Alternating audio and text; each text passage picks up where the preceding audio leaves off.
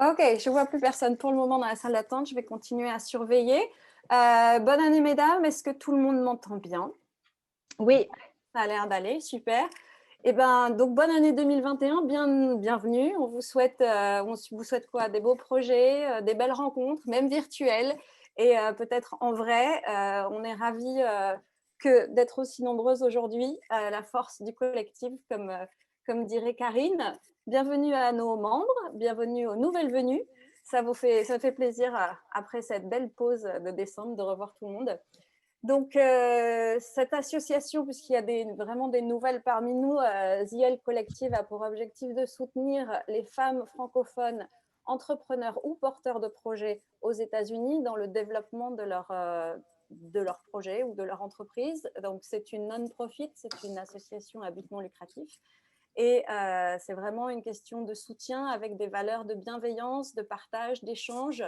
Euh, voilà, mais beaucoup d'entre vous savent ça déjà. Et donc aujourd'hui, nous sommes ravis d'accueillir Madame la Consul Générale de Los Angeles, Madame Julie Duo-Bedos, et son adjointe, Madame Nathalie Soira, qui a aidé qui a été consul intérimaire en attendant d'avoir un nouveau consul pendant tous ces derniers mois.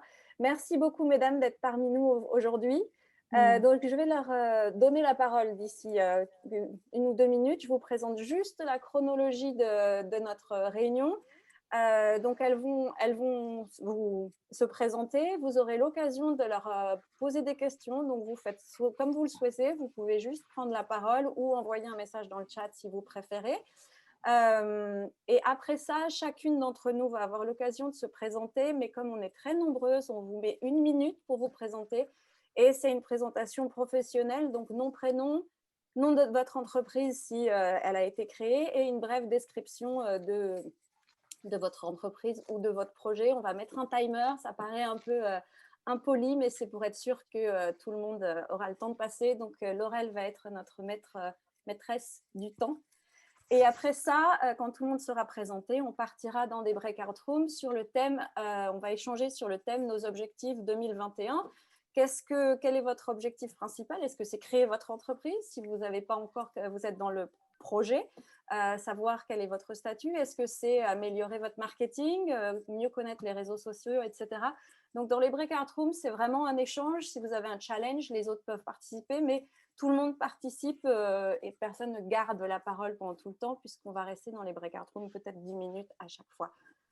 Voilà, je pense que j'ai tout dit. N'hésitez pas si vous avez des problèmes. Et si jamais vous êtes déconnecté, vous avez un problème à vous reconnecter, mon numéro est dans l'email. Mais c'est alors en français, 424-571-1451. Donc, n'hésitez pas si jamais vous n'arrivez pas à vous reconnecter. Voilà, maintenant je me alors, je mute. pense que tu peux le mettre dans le chat Oui, je aussi. vais l'écrire. Tout à fait. Et on vous encourage tous de devenir des adhérentes si vous ne l'êtes pas déjà, parce que nous avons un bon programme pour toute l'année. Vous allez voir. On Très vous en bien. parlera dans la conclusion. On expliquera un peu les projets à venir. Voilà mon numéro. Et je vous laisse la parole. Merci. Bonjour à Merci. tous. Merci Cécile. Bonjour à toutes. C'est un vrai plaisir de pouvoir participer à cette réunion et à ce café virtuel. Merci Cécile d'avoir pris l'initiative de cette rencontre virtuelle. On s'était rencontrés déjà virtuellement ensemble avec Nathalie et d'autres personnes de la direction de cette association et je trouvais que c'était une excellente idée de pouvoir rencontrer vos membres et de pouvoir avoir un petit moment d'échange avec vous. Je voudrais déjà commencer par vous souhaiter une très bonne année, vraiment vous adresser des vœux très sincères, peut-être plus que les autres années parce que vu les derniers mois qu'on a vécu, on a vraiment sincèrement envie que l'année 2020 se passe mieux, qu'on soit tous en bonne santé, évidemment, c'est la priorité numéro 1, et puis que cette année vous apportez aussi beaucoup de bonheur personnel, familial, beaucoup de réussite professionnelle. J'espère vraiment que vos entreprises pourront se développer merveilleusement bien dans les prochains mois. C'est vraiment un vœu très cher de ma part. Voilà, alors Cécile m'a proposé de me présenter rapidement. Je le ferai rapidement parce que j'ai surtout envie de vous rencontrer vous et de pouvoir faire un petit tour de table virtuelle pour que je puisse mieux vous connaître. Et puis, je vais aussi laisser la parole à Nathalie juste après moi. Simplement pour vous dire que toutes les questions sont les bienvenues. Vous pouvez vous poser sans doute des questions sur le consulat, sur différentes missions. Vous avez peut-être des questions d'ordre personnel que le consulat peut résoudre ou sur lesquelles on peut vous informer. Donc, il ne faut pas hésiter ensuite dans le Q&A à nous poser toutes vos questions. Voilà, alors je vais me présenter très rapidement. Donc, moi, je suis une diplomate de carrière. Je suis rentrée au ministère des Affaires étrangères il y a 20 ans maintenant. J'ai une formation de Sciences Po, une formation en histoire et une formation en anglais que j'ai complétée avec une formation en arabe. Et donc, je suis rentrée au ministère des Affaires étrangères avec une spécialisation monde arabe et oriental. Et donc, voilà, donc j'ai travaillé 8 ans sur le monde arabe, à Paris et en poste en Tunisie. Je travaillais en particulier sur les pays du Golfe et les pays du Maghreb, dans les relations politiques que la France entretenait avec ces pays. Et puis ensuite, je suis passée sur des missions de communication. J'ai été conseillère presse et communication de plusieurs ambassadeurs à l'étranger. J'ai travaillé au Canada, où j'étais porte-parole de l'ambassade. Et puis, j'ai travaillé aussi un peu plus tard en Australie. Donc voilà, j'ai également travaillé sur des postes de ressources humaines. J'ai été en charge au ministère des Affaires étrangères de la féminisation des postes d'encadrement supérieur. Donc, j'étais chargée de recruter des femmes au sein du ministère. Et cette politique de féminisation existe encore au ministère et elle se développe. Peut-être pas assez vite, aussi vite qu'on le souhaiterait, mais en tout cas, elle se développe. Et donc voilà, donc j'ai fait ce poste-là pendant 3 ans à Paris. Il y avait d'autres aspects ressources humaines, bien entendu, et notamment toute notre politique d'évaluation des cadres à 360 degrés. Et puis d'autres politiques qui étaient menées pour ce qu'on appelle le haut encadrement du ministère, c'est-à-dire les directeurs, les consuls généraux et les ambassadeurs. Mon dernier poste, juste avant celui-ci, était en Australie. Donc, j'étais l'adjointe de l'ambassadeur sur place. J'ai fait ça pendant 4 ans et c'était un poste fabuleux où j'ai pu partir avec ma famille. Et c'était très réjouissant, mais il y a eu aussi beaucoup de gestion de crise puisque nous avons eu l'année dernière la crise des incendies de forêt, évidemment, et puis ensuite le Covid. Et donc les derniers mois passés en Australie ont plutôt été là pour gérer des crises. Mais ça a resté une très belle expérience. Donc, comme vous le savez peut-être, je suis arrivée ici en famille. Donc, j'ai 2 enfants et un mari. Nous sommes arrivés à la mi-septembre et donc nous avons pris la crise Covid en cours de route, disons, sur la ville de Los Angeles, avec de l'enseignement à distance, évidemment, avec une quasi-impossibilité de rencontrer les gens. Donc, ça a été une prise de fonction un petit peu particulière, où j'ai essentiellement rencontré des gens virtuellement, comme on le fait en ce moment. Quelques personnes en présentiel à un moment où c'était encore possible, y compris avec l'équipe, puisqu'on a eu un moment des réorganisations d'équipe où on ne pouvait plus travailler tous ensemble au bureau. C'est encore le cas aujourd'hui. Donc voilà, donc c'est une prise de fonction un petit peu particulière où je dois aller à la rencontre des Français, des Françaises de la circonscription, et avec des contraintes particulières, évidemment, puisque donc on ne peut pas rassembler beaucoup de monde à la résidence, on ne peut plus du tout le faire actuellement. Je ne peux pas non plus me déplacer dans la circonscription, alors que celle-ci est très large, puisqu'avec Nathalie, donc au consulat, nous couvrons la Californie du Sud, le Nevada du Sud, le Colorado, l'Arizona et le Nouveau-Mexique. Donc pour l'instant, je ne peux pas plus me déplacer dans cette circonscription. C'est pour ça qu'on a beaucoup développé avec Nathalie ce type de visioconférence pour essayer d'aller à la rencontre de la communauté, d'essayer de mieux vous connaître. Et en particulier, je dirais, essayer de comprendre quelles sont vos difficultés en ce moment, quelles sont les difficultés de la communauté française de la circonscription, difficultés économiques, évidemment, sociales, difficultés pour voyager, pour se rendre en France, évidemment. Et donc, on essaye le plus possible d'être présente malgré tout et d'être à vos côtés pour pouvoir mieux comprendre et mieux vous aider et adapter notre service public le mieux possible à la situation actuelle qui est vraiment exceptionnelle et difficile, évidemment. Donc voilà, donc ça c'est notre effort en ce moment, aller à votre rencontre malgré tous ces obstacles et essayer de bien vous connaître et d'adapter le plus possible notre service aux Français de la circonscription.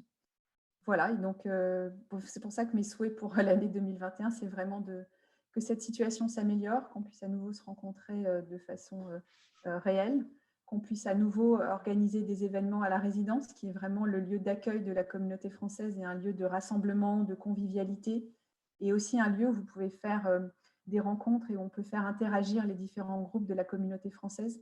Ce qu'on ne peut pas faire pour l'instant, et je dois dire que c'est très frustrant de ne pas pouvoir réellement faire ce rôle de lien entre les gens de la communauté et ce point de rencontre et de convivialité. J'espère vraiment qu'en 2021, ce sera à nouveau possible et qu'on pourra le faire. Mais pour l'instant, c'est vrai qu'on le fait de cette façon-là, avec ces visioconférences, qui ont aussi, je trouve, un avantage qui est qu'on peut réussir à parler à des personnes de toute la circonscription et de les réunir au sein d'une même réunion, ce qui n'était pas possible lorsqu'on faisait beaucoup de choses sur Los Angeles. Des Français loin dans la circonscription nous reprochaient d'être un peu trop centrés sur Los Angeles parfois. Et donc, c'est vrai que ces visioconférences mettent aussi tout le monde sur un pied d'égalité et on peut parler évidemment à tous les gens aux quatre coins de la circonscription. Donc, ça a aussi cet avantage-là. Voilà, et puis donc une fois encore, on est vraiment à votre disposition, toute l'équipe du consulat est à votre disposition. On essaye d'être le plus accessible possible et en particulier par mail, on essaye de répondre à tout le monde. On essaye de traiter les cas les plus urgents en ce moment, évidemment. On pourra revenir sur la façon dont le consulat fonctionne en ce moment, puisque c'est un peu particulier. Et puis des questions d'ordre personnel aussi, si vous souhaitez qu'on échange sur nos carrières les unes et les autres. Mais une fois encore, je préfère laisser la parole à Nathalie et puis ensuite vraiment faire un tour de table et que vous puissiez chacune vous présenter et m'expliquer quel est votre parcours, comment vous êtes arrivée aux États-Unis, quel est votre projet professionnel. Tout ça m'intéresse vraiment beaucoup et donc merci encore d'avoir pris le temps de participer à ce café virtuel. C'est un vrai plaisir. Merci à vous. Donc, c'est à moi. Bonjour à toutes. Je vous souhaite également un meilleur vœu pour cette nouvelle année, vœu de joie, bonheur et de réussite personnelle et professionnelle. J'ai hâte de toutes vous rencontrer et de savoir ce que chacune développe comme entreprise, mais ça sera tout de suite après. Donc, rapidement, pour me présenter, je suis également au ministère des Affaires étrangères depuis déjà 20 ans. Le temps passe très vite. Après une formation en droit, donc j'avais choisi ce ministère pour ses possibilités de poste à l'étranger, pour pouvoir découvrir de nouvelles cultures. J'ai débuté à Paris dans un service interministériel qui était en charge de l'adoption internationale. Je m'occupais plus précisément de l'adoption des enfants asiatiques par des familles installées en France, françaises ou non, ce qui a été passionnant. Ensuite, je suis partie 4 ans au Kenya en tant que chef de chancellerie et 3 ans à Shanghai également en tant que chef de chancellerie.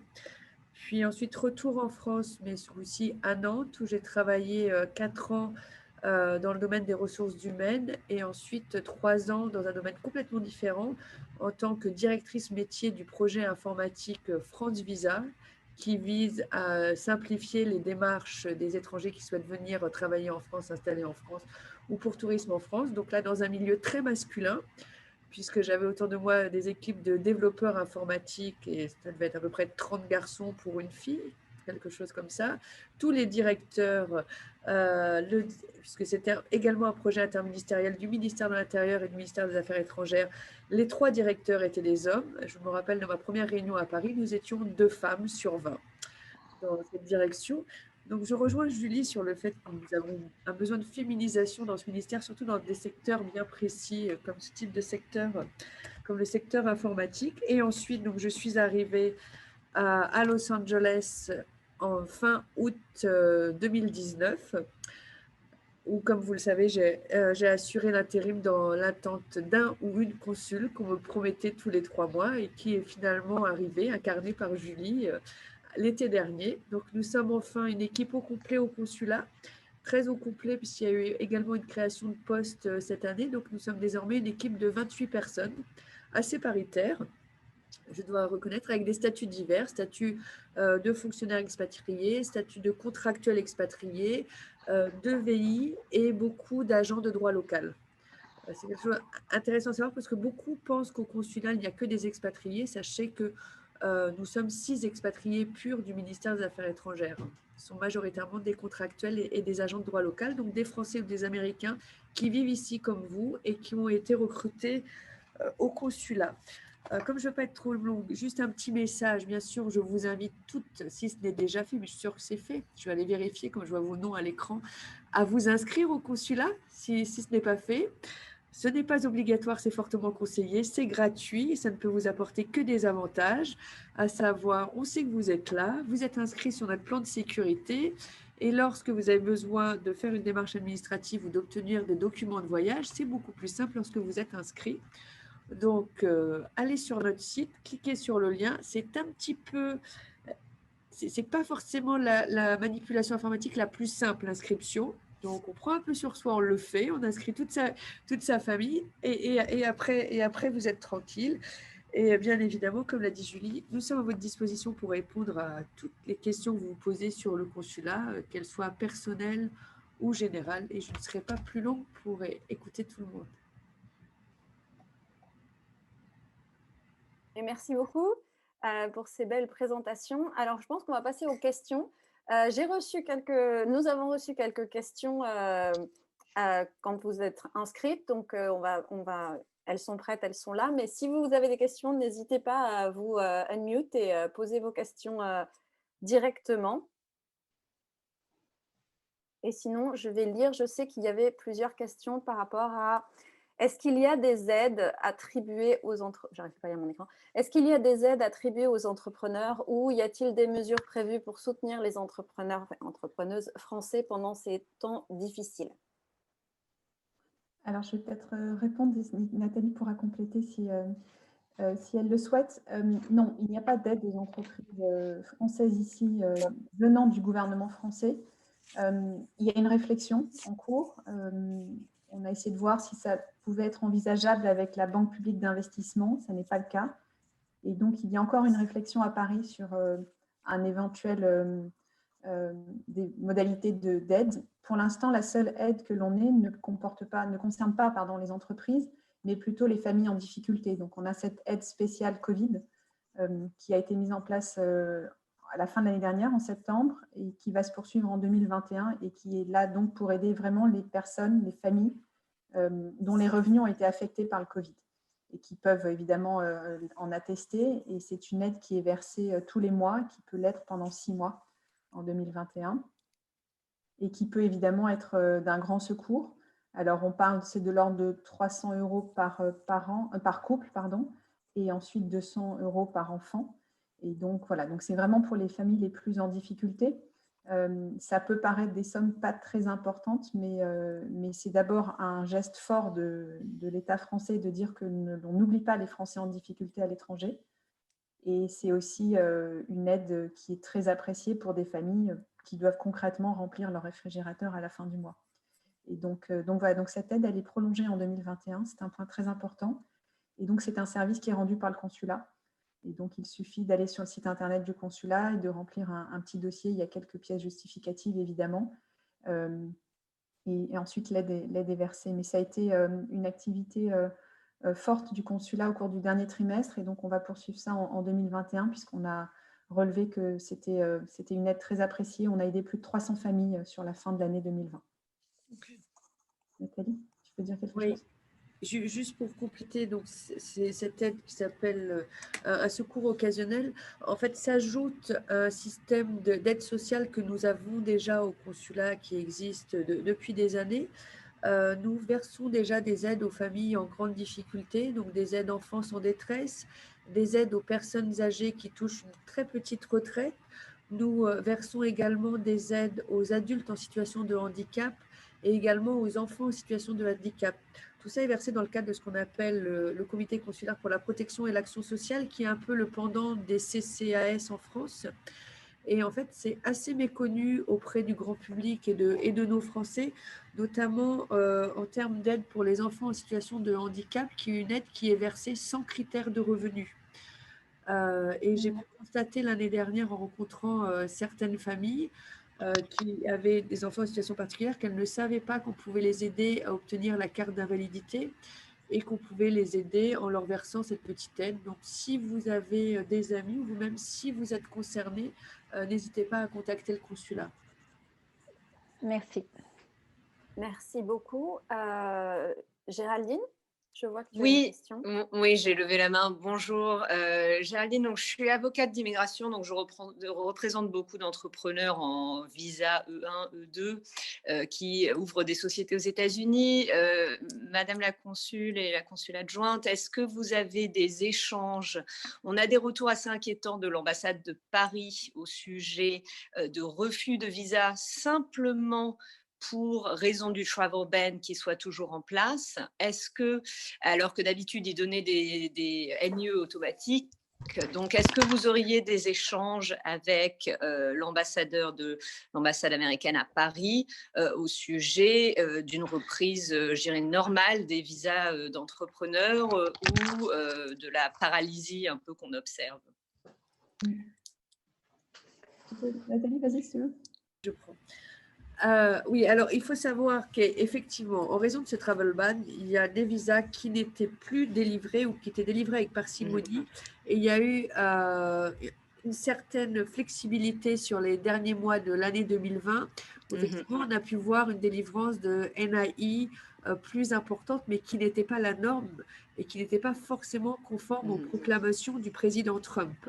Là, j'ai reçu également hier le témoignage d'une de vos collègues, également avocate d'immigration, qui me signalait qu'il y avait un serrage de vis côté autorité américaine où les NIE n'étaient pas délivrés aussi facilement et les visas E2 non plus. Alors, bien sûr, cela relève de la compétence des autorités américaines et non pas des autorités françaises. Bien sûr. Je pense qu'il y a eu ces derniers mois une non-application en fait du travel ban et de la proclamation. Il y a aussi quelques abus. On a fortement déconseillé les voyages aux personnes qui n'étaient pas titulaires de green card, qui n'avaient pas de double nationalité, qui n'avaient pas les visas cités dans la proclamation qui permettaient de faire des allers-retours. Je sais que certains Français sont quand même partis et à l'été et à Noël en pensant à chaque fois obtenir un NIE. Apparemment, certains sont bloqués. Ça a marché pour les vacances d'été et ça ne marche plus pour les vacances de Noël. Donc, on se retrouve avec des personnes bloquées en France.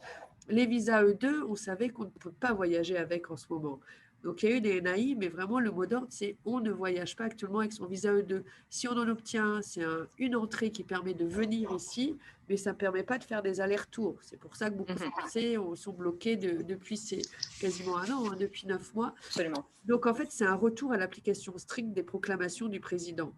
Bien évidemment, notre ambassade est en contact avec les autorités consulaires à Paris, mais on ne peut pas s'ingérer, en fait. On n'a pas de droit d'ingérence. Il y a des décisions qui ont été prises. De notre côté, il y a également une fermeture des frontières avec un système d'obtention de laissez-passer pour les Américains qui devraient se rendre en France, soit pour raison d'urgence parce qu'un parent est en fin de vie ou est malheureusement décédé, soit pour raison économique. Bien sûr, on n'a pas d'intérêt à bloquer des Américains qui pourraient permettre d'employer beaucoup de personnes en France. On fait passer notamment les équipes de tournage qui se rendent en France. Et on a aussi un cas particulier pour les amoureux avec notre système Love Not Tourism pour les amoureux qui ne sont pas pacsés, pas mariés, pas officiellement concubins, mais qui ont une relation depuis au moins 6 mois et qui ne se sont pas vus depuis longtemps, où là, on peut obtenir sous condition un laissez-passer. Donc, c'est des dossiers qui sont préinstruits par les consulats selon le lieu de résidence de l'Américain. Et la décision est prise par le ministère de l'Intérieur qui ensuite nous envoie le laissez-passer. Donc, on a également, donc c'est un peu l'équivalent du système NIE pour des Américains. Nous, on a ce système de laissez-passer. Mais c'est vrai qu'on n'a pas eu d'information officielle de ce serrage de vis. C'est juste un constat. Voilà, c'était l'objet de mon message, c'était de vous dire jusqu'à décembre et puis même juillet, enfin toute la période depuis l'implantation des NIE, on n'avait pas de problème à obtenir des visas E2 parce qu'ils contribuent à l'intérêt économique du pays et que ça rentre dans l'exemption du travel ban. Maintenant, depuis là, la première semaine de janvier, on a eu un retour de collègues, et certainement la même personne qui vous a contacté, et de clients avec un resserrage de vis très notable depuis janvier. Donc voilà, si vous entendez quelque chose ou il y a d'autres informations, on serait intéressé d'avoir votre retour. Mais c'est vraiment un dialogue. Notre ambassade à Washington, évidemment, est en dialogue avec le gouvernement américain sur ces sujets-là. On a obtenu quelques dérogations et quelques arrivées de Français l'été dernier, notamment des professeurs. On avait besoin d'enseignants français qui devaient prendre leurs fonctions aux États-Unis. L'ambassadeur est très occupé par ce sujet-là et il le fait aussi avec tous ses collègues européens, évidemment, pour avoir plus de poids. Mais pour l'instant, on a effectivement des témoignages d'un resserrement. Ouais. Ok, merci. Pour compléter, l'année dernière, c'est quand même 400 visas J1 qui ont pu être délivrés pour des Français qui venaient notamment pour enseigner dans les établissements du réseau AEFE de l'ensemble des États-Unis. Et ça n'aurait pas pu être obtenu sans l'intervention de l'ambassadeur. Absolument. Alors, si j'aimerais bien que vous nous parliez de Mapster et de cette app où on peut enregistrer nos business français. Oui, on peut en parler un petit peu, effectivement. Donc, c'est une initiative qu'on a eue fin novembre, début décembre, de créer cette carte interactive sur l'application proposée par Mapster. Donc, Mapster, c'est une start-up française qui est implantée un peu dans le monde entier, mais qui a voulu se développer aux États-Unis récemment. Et donc, nos collègues du consulat français à New York ont commencé à créer une carte des commerçants et des entreprises françaises situées dans les 3 États dont s'occupe le consulat à New York. Et puis, nous, on a voulu faire la même chose avec la société Mapster, en essayant justement de ne pas faire une carte uniquement sur Los Angeles, mais sur l'ensemble de la circonscription. Et donc, on a fait le premier travail, la première étape qui est de recenser quand même une masse critique de commerces, d'écoles françaises, d'entreprises sur toute la circonscription. Donc, on a fait appel à tout notre réseau. On a fait appel aux directeurs d'école, aux consuls honoraires, donc qui sont nos relais dans la circonscription, qui sont bénévoles. Un consul honoraire est bénévole. On a fait appel aux conseillers consulaires aussi pour rassembler des premières adresses. On est arrivé à 300 adresses pour commencer à lancer la carte, pour qu'elle soit assez riche. Et donc, tout l'intérêt de cette application que vous trouvez sur tous les portables, que ce soit des iPhone, Android et autres, c'est une application que vous trouvez dans le magasin des applications. Et vous cherchez la carte qui s'appelle France in LA, puisque c'est nous qui l'avons créée. Et ensuite, évidemment, elle a l'avantage de pouvoir être enrichie par tout le monde. Et donc, vous pouvez tout à fait rajouter des adresses que vous aimez, un artisan, une boutique de vêtements, une boulangerie, toute chose qui est dirigée par un Français ou une Française. Et vous pouvez l'ajouter à la carte pour que cette personne, cette entreprise soit vraiment visible de tous. Moi, je m'en suis personnellement beaucoup servi pour les fêtes de fin d'année et récemment encore pour la Galette des Rois. Et donc voilà, il ne faut pas hésiter à s'en servir, à en parler autour de vous aussi, à ajouter vos propres entreprises, bien entendu. Et voilà, et elle gagnera à être enrichie. Et comme ça, les consommateurs français et américains, effectivement, pourront aussi en profiter. Je pense que c'est aussi une belle vitrine de tous les talents français, en fait, dans la circonscription, pour des Américains francophiles ou des personnes qui apprécient la gastronomie française, de pouvoir retrouver vraiment tous les commerces français de la circonscription. Donc, je vous invite vraiment à ajouter vos adresses. C'était vraiment l'état d'esprit de Mapster au départ. Au départ, les cartes Mapster, c'était je mets sur une carte les bons plans que j'ai lorsque je pars en voyage. J'ai fait un voyage au Cambodge ou en Thaïlande et je veux répertorier les bonnes adresses pour les donner ensuite à mes amis qui veulent faire un voyage similaire. Donc, l'idée, c'était ça au départ, c'était de l'échange de bons plans, de l'échange de bonnes adresses entre personnes membres d'un même réseau. Et donc là, on l'a étendu à une communauté entière qui est la nôtre dans la circonscription. Merci. Oui, je vous conseille vraiment d'aller inscrire votre propre business et les business des autres. C'est facile à faire. Et nous, on a déjà utilisé Mapster avant le côté francophone. C'est vraiment une bonne vitrine pour chacun, un bon marketing facile aussi. Et ça va aider tout le monde. Et la force, c'est la force du collectif. Plus on est nombreux et plus la carte sera intéressante et plus les gens iront la regarder parce qu'on y obtiendra beaucoup de renseignements. Je sais qu'il y a des personnes qui doivent partir à 10 heures. Donc peut-être qu'on va, oui. Donc peut-être qu'on va arrêter les questions pour le moment. Vous pouvez peut-être les écrire dans le chat en cas pour qu'on puisse continuer à les connaître et peut-être en cas vous envoyez un email avec les réponses ou quelque chose comme ça, mais sinon, on va avoir du mal à faire passer tout le monde. Cécile, excuse-moi, et justement par rapport à Mapster, j'ai juste une question très très rapide, parce que moi j'ai essayé de m'inscrire, je suis kinésithérapeute avec une spécialité ostéopathique, mais je ne suis pas sûre d'avoir été inscrite. En fait, est-ce qu'il faut être validé par quelqu'un qui a déjà été dans votre entreprise pour être inscrite, ou juste Non, non, s'inscrire, ça suffit? non, vous pouvez juste vous D'accord. ajouter à la carte, oui. Ok, parce que je me suis ajoutée, mais j'ai pas été, je suis pas sûre d'avoir été Je inscrite, donc c'est regarderai pour si ça. je te trouve. Ok, super, merci. Est-ce qu'on est bon pour commencer les présentations? Ok. Alors, merci de toutes vos réponses. Je sais qu'il y a encore plein d'autres questions et je suis désolée de devoir couper, mais si on veut que tout le monde puisse passer, il va falloir qu'on avance un petit peu dans la chronologie. Donc, vous allez chacune vous présenter votre entreprise pendant 1 minute. Donc, la manière la plus simple, c'est nom, prénom, nom de votre entreprise si elle a été créée, brève description de ce que vous faites. Je sais que Madame la Consul aimerait bien savoir comment est-ce que vous êtes arrivé ici. Donc, si vous pouvez squeeze ça à l'intérieur, ce serait super. Mais Laurel, donc, qui fait partie de notre comité, est le maître du temps. Donc, on est désolé si c'est un peu insultant, la petite musique qui vous dit d'arrêter. Mais comme on est très nombreuses et on est ravis d'être très nombreuses, on va devoir… Donc, je pense qu'on va commencer par Laurel, justement. Comme ça, tu vas nous montrer comment faire. Et si vraiment vous avez un impératif qui vous demande de partir, levez la main. Vous avez un petit machin qui vous dit que vous pouvez raise your hand pour que je sache qui doit passer en premier. On essaye d'être citoyen. Et si vous pouvez attendre un peu plus, ne pas passer en premier. Mais si vraiment vous devez partir, mettez-moi une indication, comme ça je saurai qui faire passer en premier. Laurel, la parole est à toi. Merci pour les présentations et les questions. Alors, je suis Laurel Johnson. Je suis arrivée aux États-Unis via l'estomac de ma mère. Je suis née ici.